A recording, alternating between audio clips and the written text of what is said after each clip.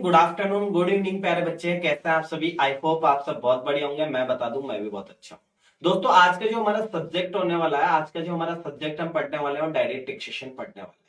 Direct taxation बच्चों आपके लिए कहां कहां यूजफुल होगा। आप अगर कोई सीए में इंटरमीडिएट की प्रिपरेशन कर रहे हैं या सीए इंटर की प्रिपरेशन कर रहे हैं या किसी यूनिवर्सिटी से आप बीकॉम कर रहे हैं, जहां कहीं भी आपका सब्जेक्ट डायरेक्ट टैक्सेशन रहा हो, उसको आज हम पढ़ना स्टार्ट कर रहे हैं।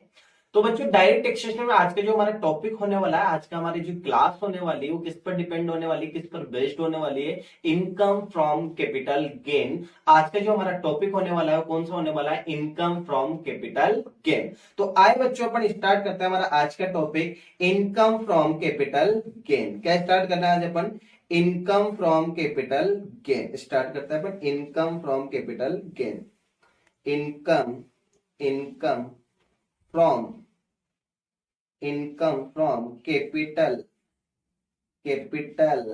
गेन। हमारे टॉपिक का नाम क्या है बच्चों, income from capital gain. Clear है, स्टार्ट करते हैं इनकम फ्रॉम कैपिटल गेन। अब सर आप हमें ये बता दें कि हमारी इनकम कैपिटल गेन में कब टैक्सेबल होगी, हमें सर कैपिटल गेन में कब टैक्स लगेगा। तो उसके लिए मैं एक चीज बोलता हूं, बड़े ध्यान से सुनना। एनी प्रॉफिट और gain arising from transfer of capital asset. आपको कोई प्रॉफिट हो जाता है या कोई गेन हो जाता है, आपकी कैपिटल एसेट को ट्रांसफर करने से आपको कोई प्रॉफिट या गेन हो जाता है, तो आपका कहां पर जाकर टैक्सेबल होगा, इनकम फ्रॉम कैपिटल गेन में जाकर टैक्सेबल हो जाएगा। ये एग्जांपल मैं लेता हूं, इस एग्जांपल को आप बड़े ध्यान से समझना, आपको सारी चीज क्लियर हो जाएगी। सर प्रॉफिट और गेन कैसे टैक्सेबल होता है, फोकस करना बच्चों। मेरी एक हाउस प्रॉपर्टी है, ये देखिए अपना एक हाउस प्रॉपर्टी बना लेते हैं। ये हाउस प्रॉपर्टी सही है ना, ये अपनी एक हाउस प्रॉपर्टी है, ठीक है। ये अपनी क्या है, एक हाउस प्रॉपर्टी है बच्चों। ये लो, ये अपना प्यारा सपनों का घर बन गया है। ये अपनी क्या है, हाउस प्रॉपर्टी। ये हाउस प्रॉपर्टी मैंने जब परचेज की थी, उस टाइम मेरी कॉस्ट आई थी, मान लेते हैं 10 लाख रुपए। कितने में खरीदा था मैंने, 10 लाख रुपए में ये हाउस प्रॉपर्टी मैंने परचेज की थी, जब मैंने परचेज की थी। आज मैं इस हाउस प्रॉपर्टी को सेल करना चाहता हूँ, इस हाउस प्रॉपर्टी को आज मैं बेचना चाहता हूँ, इस हाउस प्रॉपर्टी को आज मैं सेल करना चाहता हूँ। और ये जो मेरी हाउस प्रॉपर्टी सेल हुई ना बच्चों, ये हाउस प्रॉपर्टी सेल हुई अपनी 40 लाख रुपए में, 40 लाख में हाउस प्रॉपर्टी मैंने सेल कर दी। एक बार फोकस करना और समझना, सामने देखे एक बार फोकस करना और समझना। आपकी जो कॉस्ट थी वो कितनी थी, 10 लाख रुपए। आपने सेल कितने में कर दिया, 40 लाख रुपए में। भाई आपके परचेज कितने में की थी सर, 10 लाख। सेल कितने में किया, 40 लाख। आप क्या मुझे बता सकते हो यहाँ पर आपको कितना प्रॉफिट हो रहा है, आप मुझे बता सकते हैं आपको कितना प्रॉफिट हो रहा है। सर इसी में बता सकते हैं ना, 10 लाख में हमने कोई प्रॉपर्टी खरीदा, उसको 40 लाख में बेच दिया, तो सर हमें यहाँ पर 30 लाख रुपए का प्रॉफिट हो रहा है। कितने का प्रॉफिट हो रहा है सर, 30 लाख रुपए का प्रॉफिट हो रहा है। तो ये 30 लाख का गेन भी तो है। ये 30 लाख का प्रॉफिट और गेन, कितने का प्रॉफिट और गेन होता है अपना, 30 लाख का। सर अभी यही तो चीज पढ़ी अपन ने, एनी प्रॉफिट और gain arising from transfer of capital asset can be taxable income under the head capital gain. अगर सर आपको कोई प्रॉफिट हो जाता है, गेन हो जाता है, तो कहां पर जाकर टैक्सेबल होगा, कैपिटल गेन में टैक्सेबल हो जाएगा। यहाँ पे आपको कितने का गेन हुआ है सर, 30 लाख रुपए का हमें गेन हुआ है, और ये 30 लाख का गेन कहां जाकर टैक्सेबल होगा, इनकम फ्रॉम कैपिटल गेन में। क्लियर है क्या बच्चों। इनकम फ्रॉम कैपिटल गेन में जो आपकी चार्जिंग सेक्शन लगती है ना, सेक्शन लगती है 45 क्लॉज 1। और सेक्शन 45 क्लॉज 1 क्या बोलती है, एनी प्रॉफिट। मैं आपको इसको नोट्स फॉर्म में सिखाता हूं, ज्यादा अच्छे से रहेगा। अपने पास नोट्स फॉर्म है, उसमें आप बड़ी डिटेल से मैं आपको चीजें क्लियर करता हूं, बड़ी डिटेल से मैं आपको चीजें क्लियर करता हूं। एक मिनट में इसको रफ कर लेता हूं, एक मिनट रुक जाए आप, एक मिनट। ये लो, अब सुने साहब, हमारे चैप्टर का नाम क्या है, इनकम फ्रॉम कैपिटल गेन। क्या नाम है हमारे चैप्टर का sir, income from capital gain. Income from capital gain में एक सेक्शन लगती है, सेक्शन 45 क्लॉज 1। कौन सी सेक्शन लगती है सर, सेक्शन 45 क्लॉज 1। और सेक्शन 45 क्लॉज 1 है आपके चार्जिंग सेक्शन। कैपिटल गेन की चार्जिंग सेक्शन कौन सी आपकी, सेक्शन 45 क्लॉज 1। और सेक्शन 45 क्लॉज 1 क्या बोलती है सुने, any profit or gain arising from transfer of capital assets, any profit or gain arising from transfer of capital asset shall be taxable under the head capital gain in the year in which transfer to balance।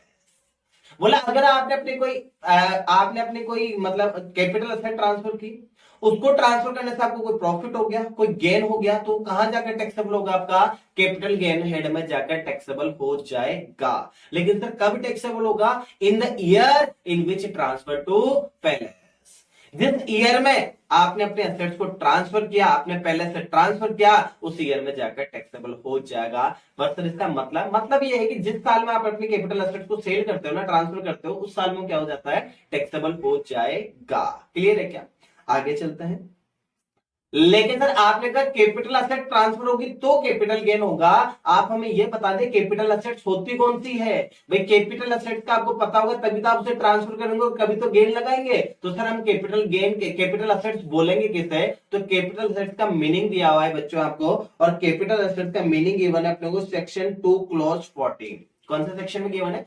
Section 2 clause 14। और section 2 clause 14 में क्या given है आपको? Meaning of capital assets. क्या given है आपको? Meaning of capital assets. ये पता क्या बोलता है?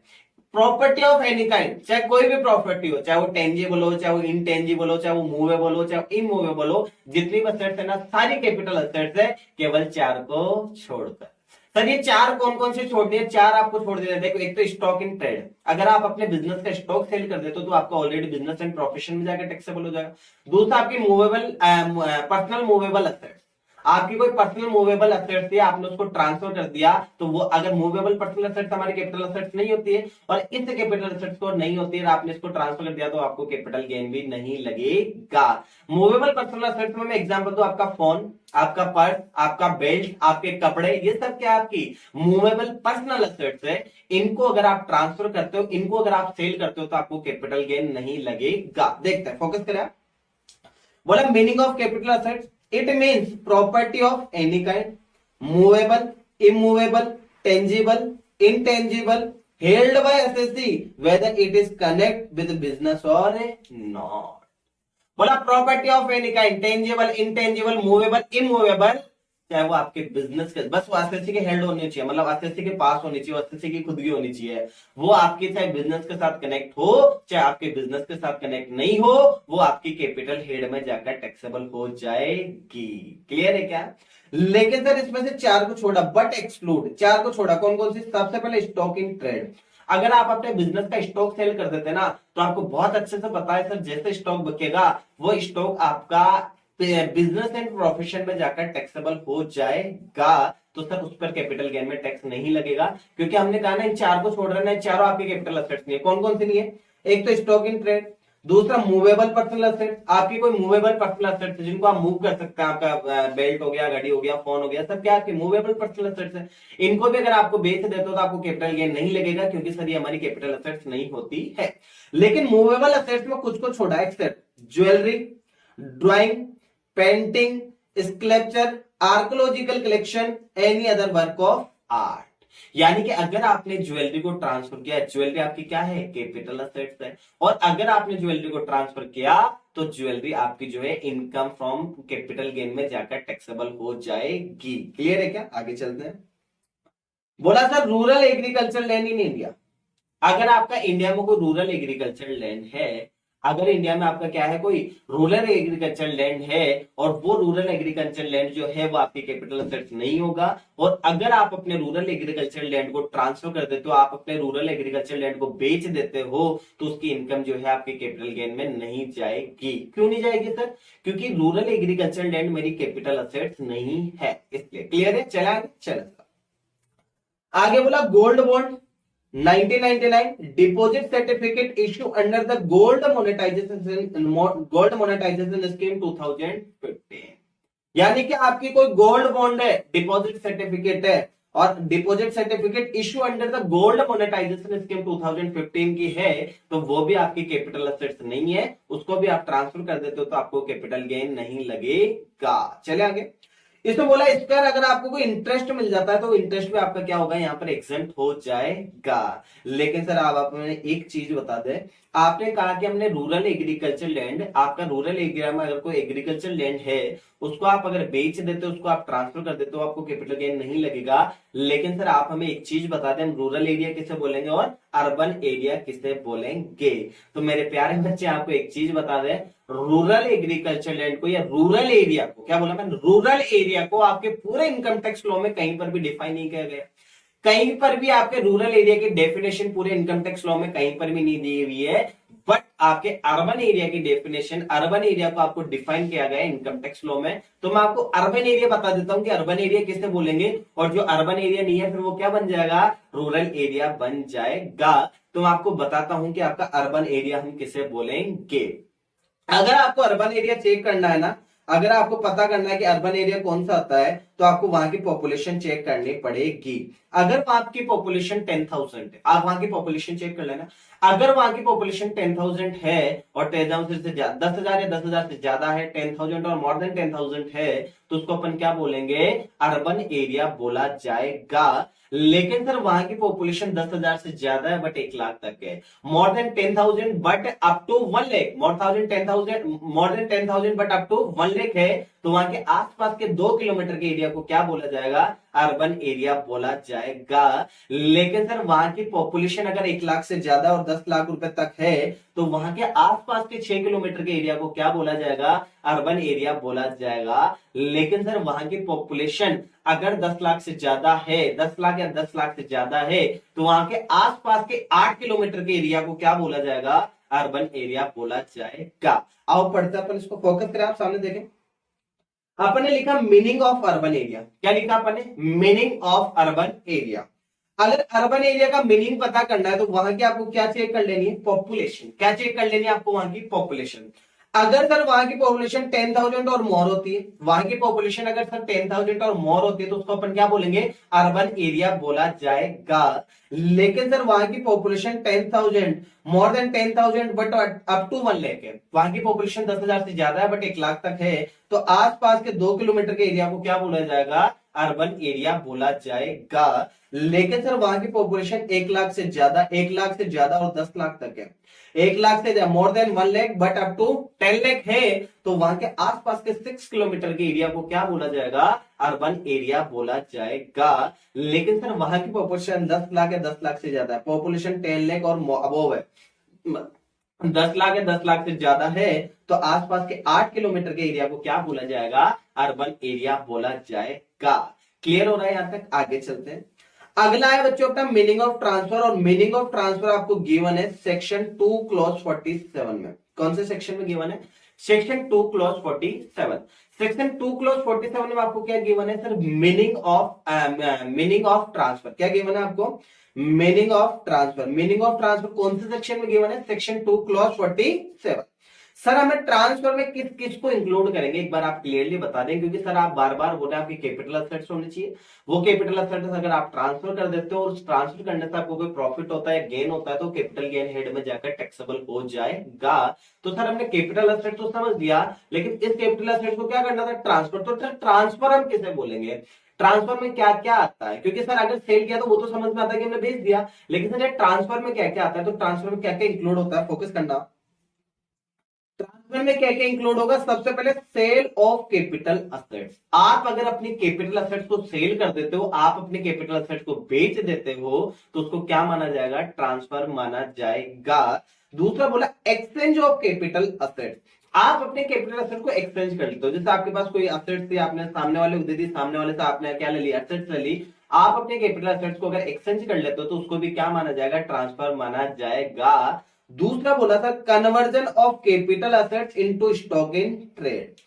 आप अपनी कैपिटल असेट्स को कन्वर्ट कर लेते हो स्टॉक इन ट्रेड में। अगर आप अपने कैपिटल असेट्स को किसमें कन्वर्ट कर लेते हो, स्टॉक इन ट्रेड में कन्वर्ट कर लेते हो, तो उसको भी क्या माना जाएगा, ट्रांसफर माना जाएगा। और अगला है बच्चों आपका compulsory acquisition of capital assets. आपकी कैपिटल असेट्स का कंपल्सरी एक्वायर कर लेती है गवर्नमेंट, जबरदस्ती गवर्नमेंट आके असेट्स को ले लेती है। आपने देखा होगा कहीं पर अगर रोड वगैरह बन रहा है, सड़क वगैरह बन रहा है, तो बीच में जितने मकान आते हैं उनको गवर्नमेंट एक्वायर करते हुए चलती है, बदले में मुआवजा दे देती है, कंपनसेशन दे देती है। ऐसा अगर आपके असेट्स का कंपल्सरी एक्वायर कर लिया गवर्नमेंट ने, आपने असेट्स का कंपल्सरी एक्विजिशन हो गया है, तो उसमें भी क्या माना जाएगा, ट्रांसफर माना जाएगा। क्लियर है। उसके बाद बोला allowing position to immovable property. आप अपनी इमूवेबल प्रॉपर्टी की किसी को पोजीशन अलाउ कर देते हो, तो उसे भी क्या माना जाएगा, ट्रांसफर माना जाएगा। और अगला है बच्चों आपका transfer of share of any cooperative society. Cooperative society के शेयर ट्रांसफर कर देते हो, तो उसको भी क्या माना जाएगा, ट्रांसफर माना जाएगा। और अगला है बच्चों आपका redemption of zero coupon bond, अगर आपके जीरो कूपन बॉन्ड का रिडम्पशन हो जाता है तो उसको भी क्या माना जाएगा, ट्रांसफर माना जाएगा। क्लियर हो रहा है क्या यहाँ तक? चलो साहब आगे बढ़ता है, अपन आ जाइए, आगे बढ़ते हैं सर। अब बच्चों अपने को पढ़ना है टाइप ऑफ कैपिटल असेट्स। अब अपने को क्या पढ़ना है, टाइप ऑफ कैपिटल असेट्स। बड़े ध्यान से समझने की कोशिश करना, आपको मैं बहुत अच्छे से क्लियर कर देता हूं। Type of capital assets, type of capital assets. चलो पढ़ना स्टार्ट करते हैं अपन। इसको अपन थोड़ा लिखेंगे, डिटेल में पढ़ेंगे, थोड़ा लिखेंगे अपन इसको, और उसके बाद आपको समझा देंगे। पढ़ते हुए चलते हैं। इधर आप पढ़ रहे हैं सर हम type of, type of capital, capital asset. क्या पढ़ रहे हैं अपन, टाइप ऑफ कैपिटल असेट। बच्चों आपकी कैपिटल असेट दो तरीके की होगी। आपकी कैपिटल असेट कितने तरीके की होगी, दो तरीके की होगी। एक तो होगी आपकी शॉर्ट टर्म कैपिटल असेट और दूसरी होगी आपकी long term, short term capital asset और दूसरी होगी आपकी long term capital assets. Capital assets के अपन क्या पढ़ रहे हैं, टाइप ऑफ कैपिटल असेट्स। आपकी कैपिटल असेट कितने प्रकार की होगी, दो प्रकार की होगी। एक तो शॉर्ट टर्म कैपिटल असेट्स और दूसरी होगी आपकी लॉन्ग टर्म कैपिटल असेट्स। तो शॉर्ट टर्म कैपिटल असेट्स हम किसे बोलेंगे और लॉन्ग टर्म कैपिटल असेट्स किसे बोलेंगे। आपको अगर शॉर्ट टर्म या लॉन्ग टर्म पता करना है तो आपको उसका होल्डिंग पीरियड पता कर लेना है। अगर आपकी कोई कैपिटल असेट्स है और उसका होल्डिंग पीरियड आपका 36 मंथ है, यानी कि अभी किसी कैपिटल असेट्स को आपने 36 मंथ के लिए अपने पास होल्ड किया और उसके बाद आपने उसको ट्रांसफर कर दिया, तो उसको बोला जाएगा शॉर्ट टर्म कैपिटल गेन। लेकिन सर किसी कैपिटल असेट्स को हमने 36 मंथ से ज्यादा पीरियड के लिए अपने पास होल्ड किया और उसके बाद उसको ट्रांसफर कर दिया, तो उसे क्या बोला जाएगा, लॉन्ग टर्म कैपिटल गेन। यानी कि शॉर्ट टर्म और लॉन्ग टर्म पता करने के लिए आपको क्या पता करना पड़ेगा, होल्डिंग पीरियड पता करने का। अगर होल्डिंग पीरियड आपका 36 मंथ है तो उसको क्या बोलेंगे, शॉर्ट टर्म कैपिटल गेन। लेकिन सर अगर holding period more than 36 month है तो उसको क्या बोलेंगे अपन, लॉन्ग टर्म कैपिटल गेन। आइए मैं इस चीज को लिख देता हूं।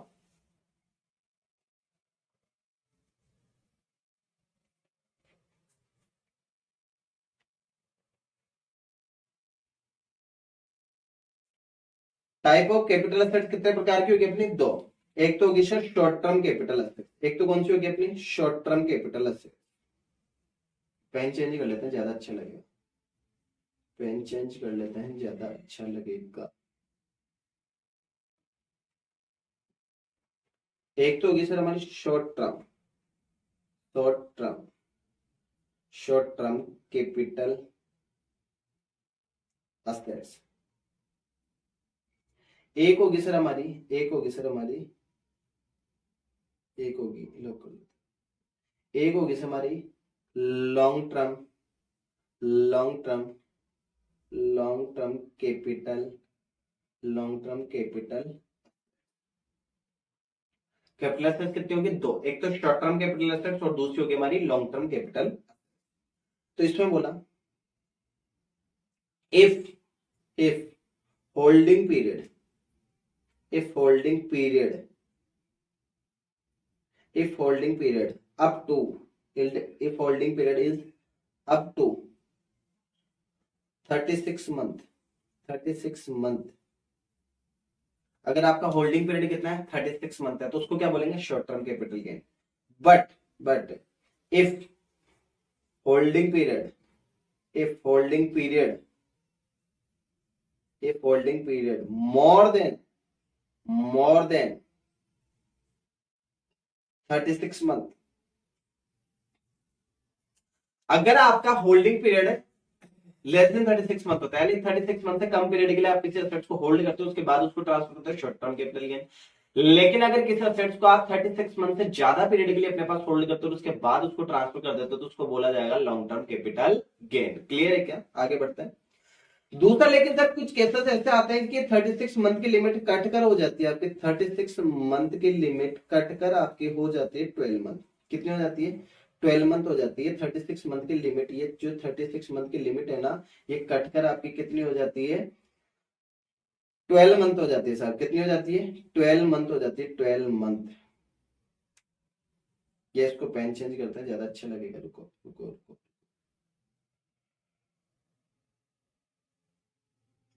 एक मिनट। कितने मंथ हो जाती है सर, 12 मंथ हो जाती है। कितने मंथ हो जाती है, 12 मंथ हो जाती है। कब होती है? 3 कंडीशन सेटिस्फाइड होनी चाहिए। कितनी कंडीशन? 3 कंडीशन के केस में। पहला condition number 1, condition number 1, listed share and debenture. अगर आप अपना कोई listed share and debenture transfer करते हो तो वहां पर जो आपको होल्डिंग पीरियड चेक करना 36 मंथ नहीं करना, वहां पर आपको होल्डिंग पीरियड चेक करना फिर 12 मंथ। कितना चेक करेंगे? 12 मंथ। दूसरा है sir zero coupon bond, zero coupon bonds. और थर्ड है सर हमारा UTI bond, UTI bonds. UTI bonds की full form sir unit trust of India. UTI की फुल फॉर्म क्या आती है? Unit trust of India. समझदार क्या बोला मैंने? बोले सर हमेशा अपने को जो शॉर्ट टर्म और लॉन्ग टर्म का पता करना है कि शॉर्ट टर्म कैसे बोलेंगे, लॉन्ग टर्म कैसे बोलेंगे, तो अपने को होल्डिंग पीरियड चेक करना है। अगर होल्डिंग पीरियड 36 मंथ से कम है तो उसको क्या बोलेंगे? Short term capital gain. अगर 36 मंथ से ज्यादा तो उसको क्या बोलेंगे? Long term capital gain. Sir इस 36 मंथ को हम क्या 3 ईयर बोल सकते हैं? बोल सकते हैं, कोई प्रॉब्लम नहीं है। यहाँ पे भी 36 मंथ और 3 ईयर में 36 मंथ हो सकते हैं, उससे कोई प्रॉब्लम नहीं है। कंफ्यूज होता ना कि सर आप 36 मंथ बोल रहे हो, कहीं हमने और पढ़ा और वहां पे 3 ईयर बोलता है, तो 3 ईयर बोलो, 36 मंथ बोलो, बात एक ही, उससे कंफ्यूज मत होना, है ना। लेकिन सर ये 36 मंथ की लिमिट कटकर कितनी हो जाती है? 12 मंथ हो जाती है अगर 3 चीज आप ट्रांसफर करते हैं तो। क्या क्या? सबसे पहले बोला लिस्टेड शेयर एंड डिवेंचर। आप अगर कोई listed share and debenture transfer करते हो तो वहां पर जो आपको टाइम पीरियड पता करना है वो कितना रखना है? 12 मंथ रखना है। या आपका कोई जीरो कूपन बॉन्ड है, आपका कोई जीरो कूपन बॉन्ड अगर आप ट्रांसफर करते हो तो वहां पर होल्डिंग पीरियड चेक करने के लिए आपको जो टाइम पीरियड चेक करना है वो कितना करना है? 12 मंथ करना है। या आपका कोई जीरो कूपन बॉन्ड है तो वहां पर भी कितना करना है? आपको 12 मंथ चेक करना पड़ेगा। UTI bond, zero coupon bond, listed share and debenture, ठीक है। लेकिन सर एक जगह और, ये 36 मंथ की लिमिट कटकर हो जाती है आपकी 36 मंथ की लिमिट कटकर आपकी हो जाती है कितने मंथ? 36 मंथ की लिमिट कटकर मतलब कटकर कितनी हो जाती है आपकी? 24 मंथ हो जाती है सर। कितनी हो जाती है? 24 मंथ हो जाती है। इसको हाईलाइट कर देते हैं, 24 मंथ। कितने मंथ हो जाती है? 24 मंथ। अगर दो कंडीशन सेटिस्फाइड होती है तो कंडीशन नंबर 1 है क्या? Land and building. सबसे पहले क्या बोला? Land and building. अगर आप अपने कोई लैंड ट्रांसफर करते हो, कोई बिल्डिंग ट्रांसफर करते हो तो वहां पर आपको टाइम पीरियड जो चेक करना है वो 36 मंथ चेक ना कर कितना चेक करना है? 24 मंथ चेक करना पड़ेगा। दूसरा बोला sir for unlisted share, for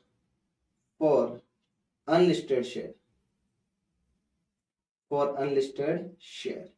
अगर आपने कोई अनलिस्टेड शेयर ट्रांसफर किया है तो उसको भी कितना टाइम पीरियड चेक करना पड़ेगा? वहां पर भी सर हमको टाइम पीरियड कितना? 24 मंथ चेक करना पड़ेगा।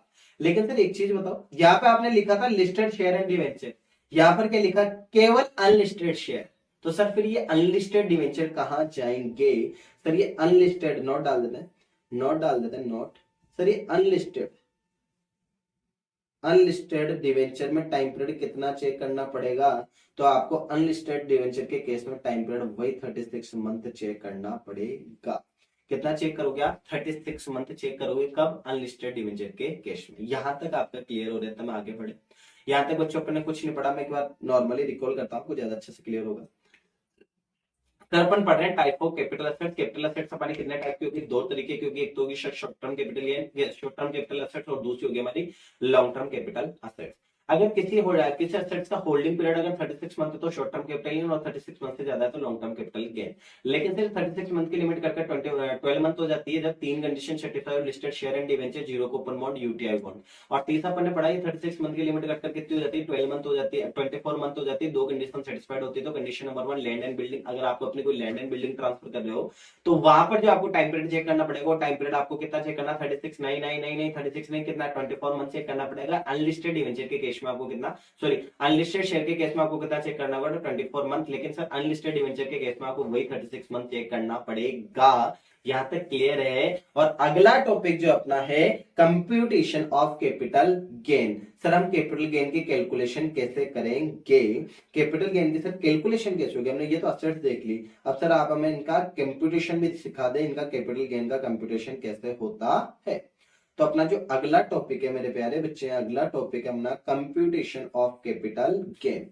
और कंप्यूटेशन ऑफ कैपिटल गेन में जो सेक्शन लगती है, सेक्शन लगती है 48, सेक्शन 48। सेक्शन 48 क्या बोलती है? Computation of capital gain. किस तरह हम कैपिटल गेन को कैलकुलेट कैसे करेंगे, कैपिटल गेन का कंप्यूटेशन कैसे किया जाएगा। तो मैं लिख देता हूं, सेक्शन 48 क्या बोलती है सर? सेक्शन 48 बोलती है कंप्यूटेशन ऑफ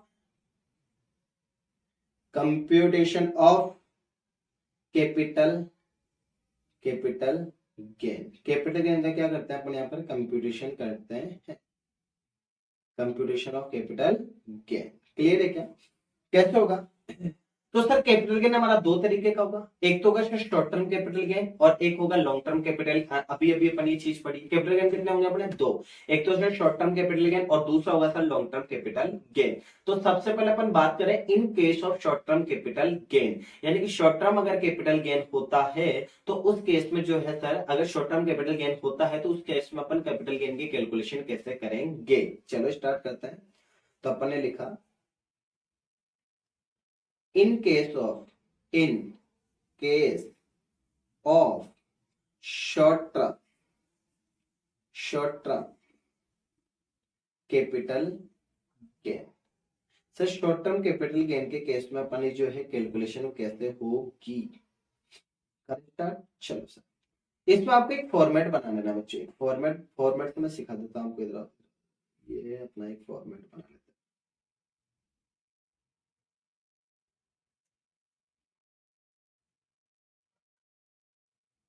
अब सुना, फॉर्मेट में क्या करते हैं? सबसे पहले यहां लिखेंगे अपन पर्टिकुलर। क्या लिखेंगे अपन? पर्टिकुलर। यहां पर लिखेंगे अपन अमाउंट। यहां पर क्या लिखेंगे अपन? अमाउंट। और अमाउंट के साथ में लगाएंगे इंडियन रुपीज का साइन। क्लियर है? अब आपको यहां पर सबसे पहले जो लेना है ना, सबसे पहले ले लेना आपको फुल वैल्यू ऑफ कंसीडरेशन। सबसे पहले क्या लेना आपको? Full value of consideration. Sir क्या होती है? अभी सब समझा देंगे। एक एग्जांपल देके मैं ऑल क्लियर कर दूंगा आपका फुल वैल्यू ऑफ कंसीडरेशन क्या होता है, बाकी सब क्लियर कर दूंगा। आप एक बार मेरे साथ साथ नोट करते हुए चले और एक बार चीजों को समझते हुए चले। मैं ऑल क्लियर कर दूंगा, आपकी क्लास खत्म होने के साथ साथ सारी चीजें आपकी क्लियर रहेगी। Don't worry. चल, सबसे पहले क्या लेना आपको? Full value of consideration. इसमें से लेस कर देना आपको, लेस एक्सपेंस ऑन ट्रांसफर। क्या लेस कर देना इसमें से आपको? Expense on transfer. अगर फुल वैल्यू ऑफ कंसीडरेशन में से आप लेस कर देते हो, इसको देख लेते हैं आप, कहीं कुछ होगा यहाँ पर, मान लेते हैं जो भी अमाउंट आएगा वो भी यहाँ। ठीक है, आपको क्या करना है? फुल वैल्यू ऑफ कंसीडरेशन में लेस कर देना आपको एक्सपेंस ऑन ट्रांसफर। अगर आप अपने फुल वैल्यू ऑफ कंसीडरेशन में से लेस कर देते हैं एक्सपेंस ऑन ट्रांसफर, तो आपके पास निकल कर आ जाएगा नेट वैल्यू ऑफ कंसीडरेशन। क्या जाएगा आपके पास? नेट वैल्यू ऑफ कंसीडरेशन जो भी यहां होगा वो आ जाएगा। इस नेट वैल्यू ऑफ कंसीडरेशन में से आपको लेस कर देना है, less cost of acquisition, cost of acquisition. और इसमें से लेस कर देना आपको, लेस कॉस्ट ऑफ इंप्रूवमेंट। क्या चीजें? दो चीजें लेस करनी है, कॉस्ट ऑफ एक्विजिशन और cost of improvement. Sir cost of acquisition क्या होती है? अभी सब क्लियर कर देंगे। एक सर आपको लेस कर देना है कॉस्ट ऑफ इंप्रूवमेंट। क्लियर है क्या?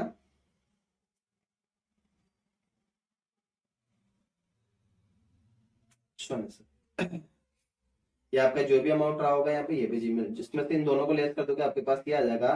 तो आपके पास निकल कर आ जाएगा short term capital, short term capital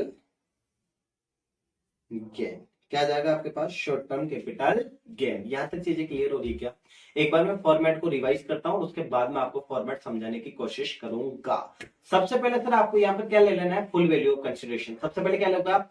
full value of consideration, उसमें से लेस कर देना आपको एक्सपेंस ऑन ट्रांसफर। क्या लेस कर देंगे आप? Expense on transfer. तो आपके पास में क्या आ जाएगा? Net value of consideration. Net value of consideration में से आपको लेस कर देना है कॉस्ट ऑफ एक्विजिशन। क्या लेस कर देना है आपको? Cost of acquisition. और दूसरा आपको लेस कर देना है कॉस्ट ऑफ इंप्रूवमेंट। तो आपके पास क्या निकल कर आ जाएगा? Long short term capital gain. Clear हो रहा है क्या? अब मैं आपको समझाता हूं फुल वैल्यू ऑफ कंसिडरेशन क्या होती है। सुनो एक एग्जांपल सुनो आप, एक एग्जांपल सुनो, ठीक है। एक एग्जांपल, ये अपन वापस अपना एक नया सपनों का घर बनाते हैं। ये मेरा एक घर है, ये मेरा क्या है? घर है। ये अपनी क्या है? एक हाउस प्रॉपर्टी सर। ये अपनी क्या है? एक हाउस प्रॉपर्टी। अच्छा लग रहा है मेरा घर? बहुत अच्छा है सर। ये अपनी क्या है? एक हाउस प्रॉपर्टी। क्लियर है? इस हाउस प्रॉपर्टी को जो मैंने परचेज किया था उस टाइम मेरी कॉस्ट जो आई थी वो आई थी 2 लाख रुपए। कितनी कॉस्ट आई थी मेरी उस टाइम? 2 लाख रुपए में मैंने एक घर खरीदा था सर। 2 लाख रुपए मैंने क्या किया था? ये घर खरीदा था। ये घर मैंने खरीदा था, मैं ईयर भी बता देता हूं, प्रीवियस ईयर 1-2 में। कब खरीदा था ये मैंने? प्रीवियस ईयर 1-2 में घर मैंने परचेज किया था। प्रीवियस ईयर 1-2 में मैंने एक घर खरीदा था, और जब 1-2 में ये घर मैंने खरीदा था उस टाइम मेरी कॉस्ट आई थी 2 लाख रुपए। बच्चों एग्जांपल बड़े ध्यान से समझना, सारे क्वेश्चन क्लियर हो जाएंगे आपके। शॉर्ट टर्म कैपिटल के जितने क्वेश्चन होंगे सारे के सारे क्लियर हो जाएंगे। एग्जांपल बड़े ध्यान से समझने की कोशिश करना। मैंने हाउस प्रॉपर्टी खरीदी, और हाउस प्रॉपर्टी कितने में खरीदी थी सर? 2 लाख रुपए में खरीदी थी। कब खरीदी? प्रीवियस ईयर 1-2 में। एक दिन क्या हो 2005-6 में, 2005-6 में मैं घर पे बैठा था। मेरे घर के बैठे बैठे मेरे माइंड में एक चीज है, एक काम करते हैं इसके ऊपर एक फ्लोर और बना देते हैं। तो मैंने इसके ऊपर एक फ्लोर और बना दिया, और ये फ्लोर बनाने में मैं मान लेता हूं मेरे खर्च हो गए उस टाइम रुपए 3 लाख रुपए। कितने खर्च हो गए? 3 लाख रुपए उस टाइम मेरे और खर्च हो गए। कितने में? इसके ऊपर मैंने एक घर और बना दिया, और इसके ऊपर जो एक घर और बनाया ना उसमें मेरे खर्च हो गए कितने? 3 लाख रुपए मेरे खर्च हो गए साहब। ठीक है, कोई बात नहीं। प्रीवियस ईयर इसको अगर मैंने बेच दिया, प्रीवियस ईयर कब बेचा? देखो इसको, इस घर को मैंने फिर क्या कर दिया? बेच दिया। और इसको मैंने बेच दिया प्रीवियस ईयर 21-22 में। कब बेच दिया मैंने? प्रीवियस ईयर 21-22 में आकर मैंने अपना ये घर बेच दिया है। और ये जो घर मैंने बेचा, ये घर मैंने बेचा पूरे 10 लाख रुपए में। कितने में बेच दिया? 10 लाख रुपए में।